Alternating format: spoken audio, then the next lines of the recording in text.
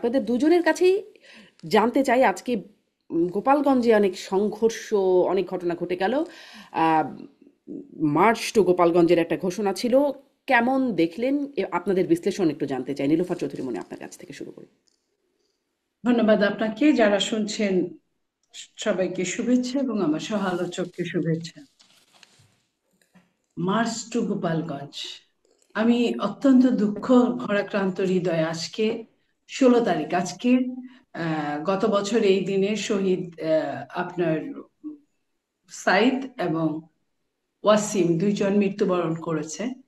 আজকে এই এমন একটা দিনে এমন ঘটনা ঘটবে 1 বছর ঘুরে আসতে না আসতে, এটা আমরা চিন্তাও করি নাই। তবে প্রত্যেকটা ক্ষেত্রে আমি মনে করি যে একটা হিসেব থাকা উচিত। আমার কতটুকু যাওয়া উচিত, কতটুকু যাওয়া উচিত না, আমার কি করা উচিত, কি করা উচিত না।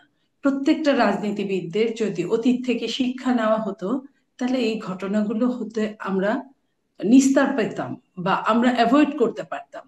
আমি বলবো এই জায়গাটায় আহ চরম বিজয়ের পরে কিন্তু যেটা অপেক্ষা করে সেটার নাম পতন। সে যে যাদেরই হোক, আমি আগে আওয়ামী লীগকেও এই কথাগুলো বলতাম, ঠিক আজকেও এই একই কথা আমি দিয়ে শুরু করতে চাই যে আওয়ামী লীগ সারা বাংলাদেশে থেকে বিতাড়িত হয় নাই। আওয়ামী লীগ কিছু আওয়ামী লীগ পালিয়ে যেতে পেরেছে বা সুযোগ দেওয়া হয়েছে সরকারের পক্ষ থেকে বা যে কোনো ভাবেই হোক, কিন্তু আওয়ামী লীগ কিন্তু সারা বাংলাদেশে আছে ছড়িয়ে ছিটিয়ে যেভাবে ছিল।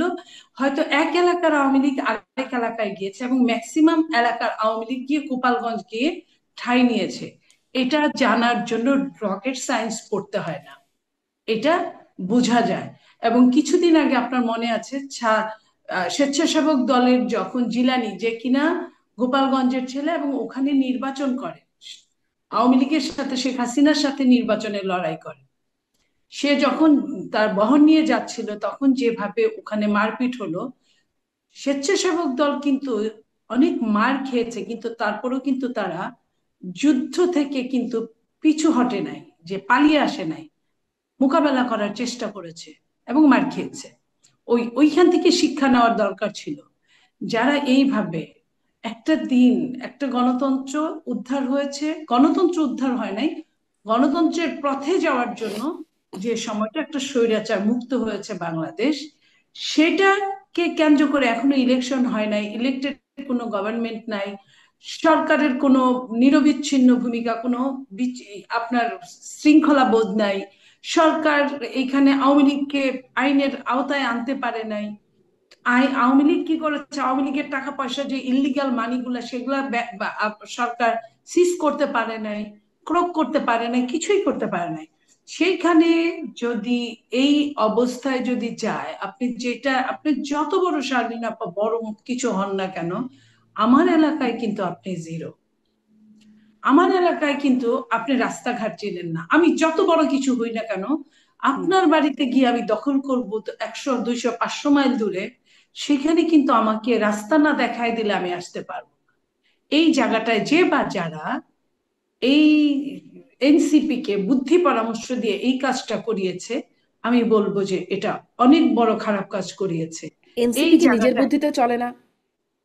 নিজের বুদ্ধিতে অনেক রাজনীতিবিদরাই চলে না, কেউ না কেউ তো বুদ্ধিদাতা আছে। আর যদি নিজের বুদ্ধিতে চলেও থাকে, এটা আমি মনে করি যে একটা বুমেরাং ঘটনা জন্ম দিয়েছে তারা নিজেরাই। মানে কারণ এখানে জানা গোপালগঞ্জের এই যাত্রাটা বুমেরাং বলছেন আপনি? আমি বলছি এই কারণে যে ওখানের অবস্থা না জেনে কতটুকু পানি আছে হুম, হুম। আপনি না জেনে ঝাঁপ দিবেন, এটা তো ঠিক না। একদম পানির স্পষ্ট।